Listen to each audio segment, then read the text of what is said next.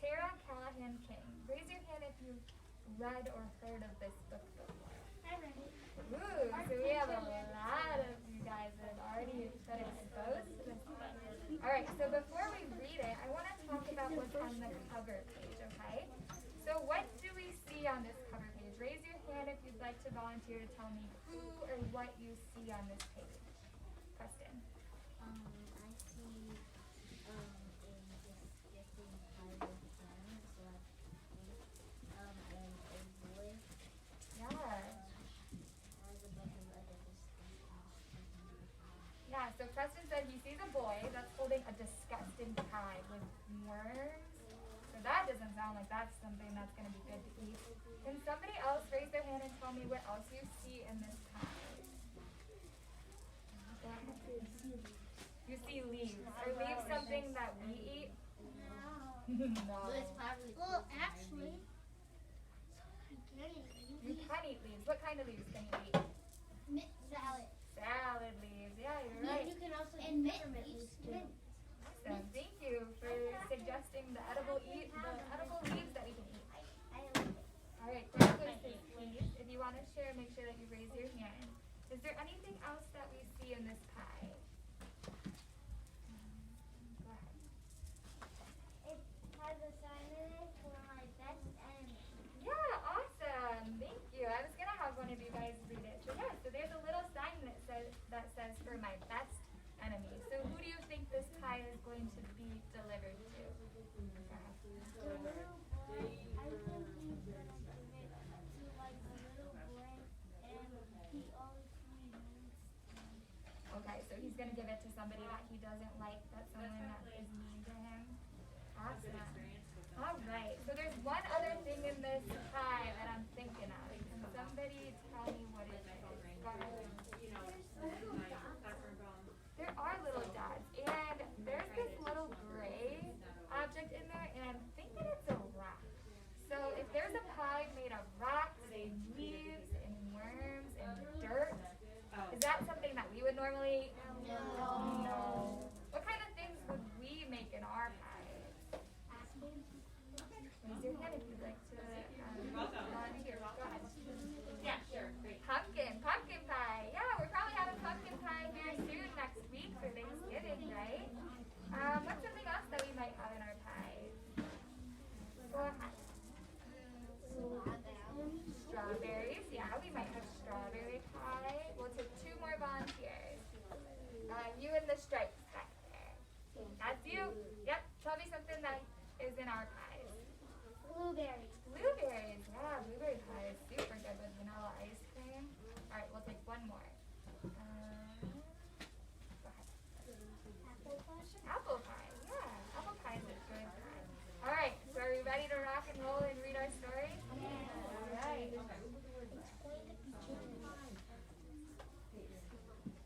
It should have been a perfect summer. My dad helped me build a treehouse in our backyard. My sister was at camp for 3 whole weeks. And I was on the best baseball team in town. It should have been a perfect summer, but it wasn't. It was all good until Jeremy Ross moved into the neighborhood right next door to my best friend Stanley. I did not like Jeremy Ross. He laughed at me when he struck me out in a baseball game. He had a party on his trampoline, and I wasn't even invited. But my best friend Stanley was. Jeremy Ross was the one and only person on my enemy list. I never even had an enemy list until he moved into the neighborhood. But as soon as he came along, I needed one. I hung it up in my treehouse where Jeremy was not allowed to go, so where he wasn't able to get into. Dad understood stuff like enemies. Do you have a question? Why are there so many sticky notes? Those are like little notes for me so that I can point out different things that I want you guys to pay attention to in the story. Yeah. So Dad understood stuff like enemies. He told me that when he was my age, he had enemies too. But he knew of a way to get rid of them. I asked him to tell me how. Tell you how? I'll show you how, he said. He pulled a really old recipe book off the kitchen shelf. Inside, there was a worn-out scrap so the writing was like really light and hard to read. Dad held it up and squinted at it. Enemy pie, he said, satisfied. You may be wondering what exactly is an enemy pie. I was wondering too. But Dad said the recipe was so secret, he couldn't even tell me. I decided it must be magic. I begged him to tell me something, anything. I will tell you this, he said. Enemy pie is the fastest known way to get rid of enemies. Now, of course, this got my mind working. What kind of things, disgusting things, would I put into a pie for an enemy? I brought Dad some weeds from the garden, but he just shook his head. I brought him earthworms and rocks, but he didn't think he would need those. I gave him the gum I'd been chewing all morning, but he gave it right back to me. All right, let's look at this picture. What kind of ingredients do you see the dad using to make his pie? Preston? I see he's using vegetable oil. Yeah, I see vegetable oil. Sugar, and baking powder, and I think milk. Yeah, it looks like milk in this little measuring cup here. Does anybody else see any other things? What's in this big blue bowl? Go ahead, you're eager to. You see a cracked egg? Yeah, can somebody tell me what's in this big blue bowl? I know it might be hard to tell, but go ahead, Sophie. There might be batter. Yeah. Sometimes though, when you make a pie, you like have the flattened out dough and you mix together what you want to put inside the pie. I said you could go with that. Yeah. It looks like something that we would put in our pies.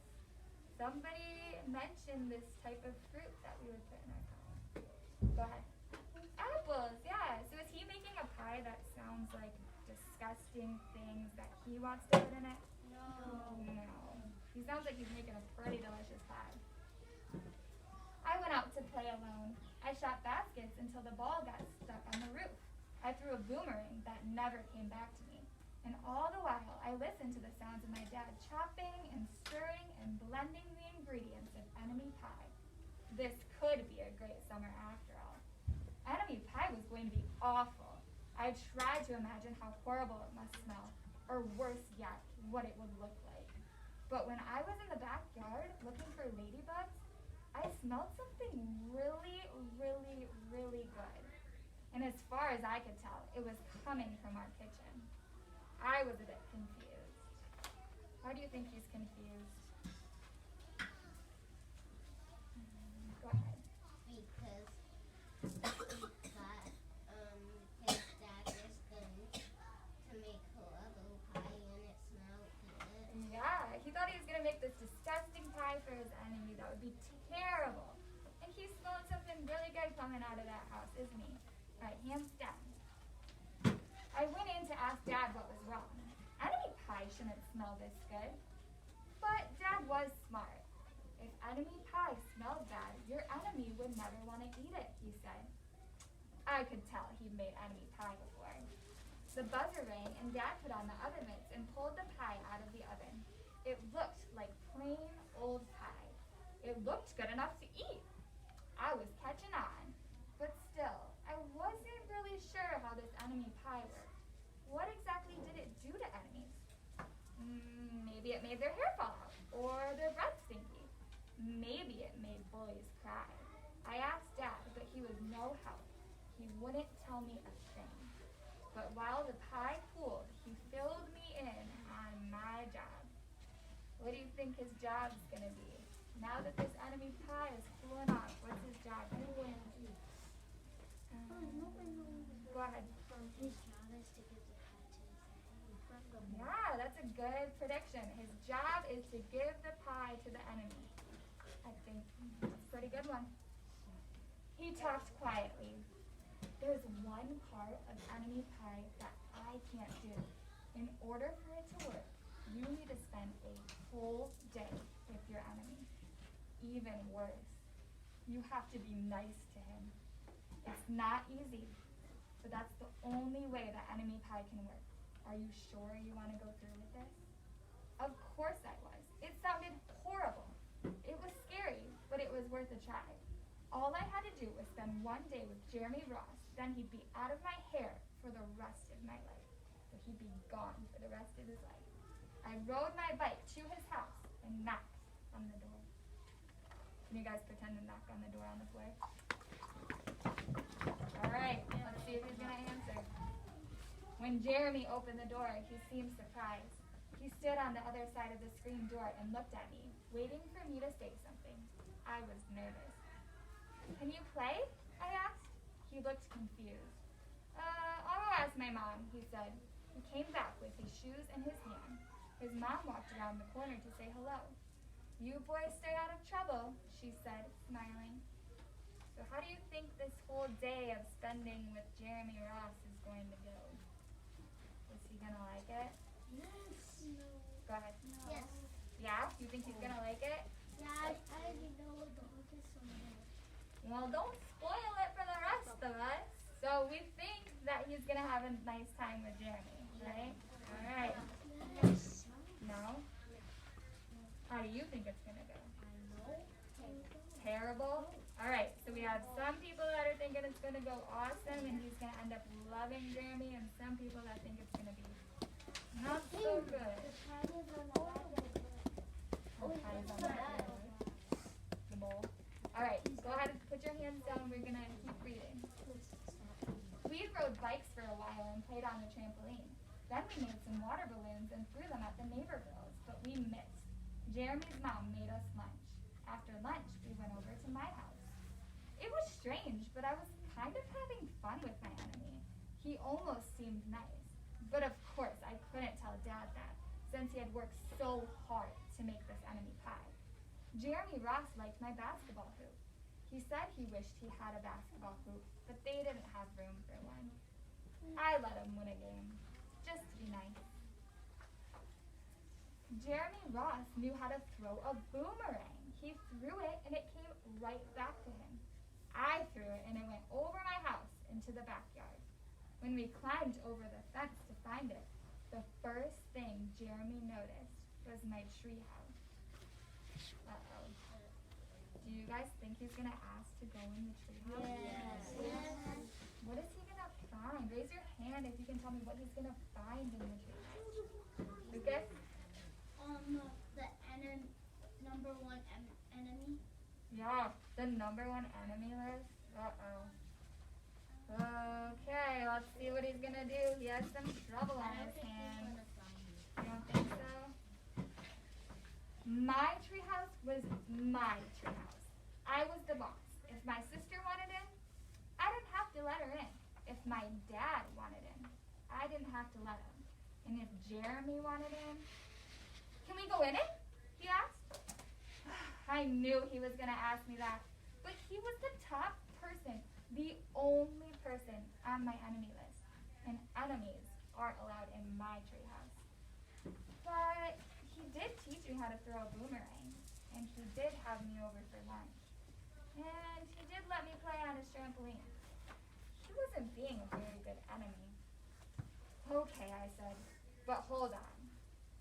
Raise your hand if you know what he's going to do, or if you think you know what he's going to do. Kathy? He's gonna go into the treehouse and take down the list. Yeah, you think he's going to go into the treehouse and take down the list? Why would he take down the list? What? Because he's being nice to him and he realizes that bullies, since they're